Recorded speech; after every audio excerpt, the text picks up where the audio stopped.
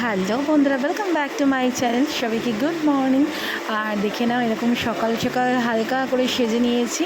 একটা হোয়াইট কালারের কুর্তি পরেছি, রেড কালারের ওড়না, রেড কালারের লাগেজ, আর এরকম লাল সাদা চুড়ি পরেছি।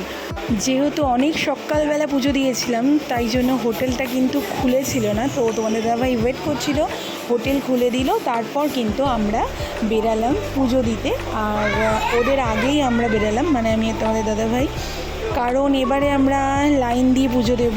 লাইন দিয়ে পুজো দিচ্ছি মনে হয় প্রায় কয়েক বছর পর, কারণ ওই ভিআইপি কী সব ওই 300 টাকা 500 টাকার লাইন দিয়ে পুজো দিয়েছি এতদিন ধরে।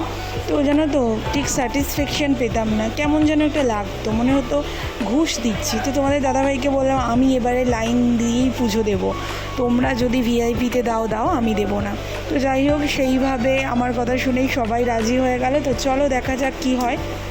ওরে বাবা, মন্দিরে ঢুকেতেও আমার চক্ষু চড়ক গাছ, তার কারণ দেখে বুঝতেই পারছো কতটা ভিড়।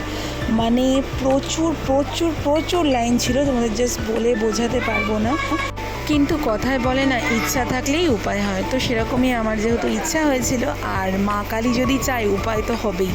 তো যাই হোক, আমরা তো লাইন দিয়েছিলাম, আর ভাই বউ ওরা পরে এসেছিল, আমরা লাইনটা দিয়ে রেখেছিলাম, তার জন্য একটু তাড়াতাড়ি হয়েছিল পুজোটা দেওয়া বলতে পারো।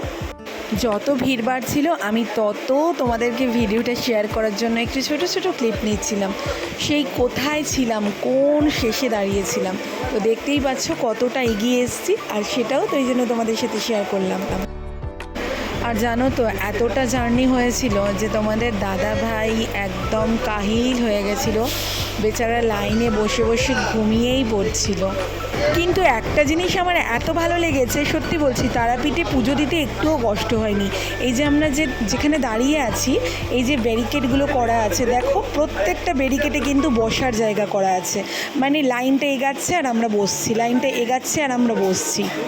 সত্যি বলছি, আমার দারুণ লেগেছিলো জাস্ট। তো যাই হোক, সবাই আসলো, আর আমরা এরকম জয় মা তারার একটা ফেরতি সবাই মিলে পড়ে নিলাম। তো দেখো, তোমরা নিশ্চয়ই তারাপীঠ এসছো, আর বুঝতেই পারছো আমাদেরকে দেখে যে আমরা অনেকটা এগিয়ে গেছি।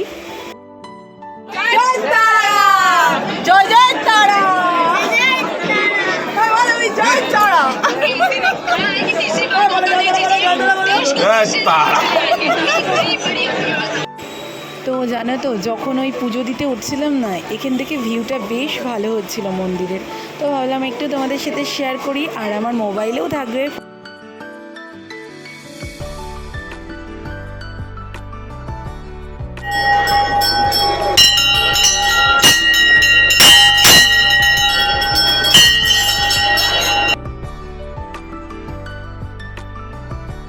তো আমাদের পুজো টুজো দেওয়া কিন্তু কমপ্লিট হয়ে গেল। এবার বাবার মন্দিরে, মানে শিব ঠাকুরকে পুজো দেব, তাই জন্য আমরা চলে আসলাম সবাই শিব ঠাকুরকে পুজো দিয়ে।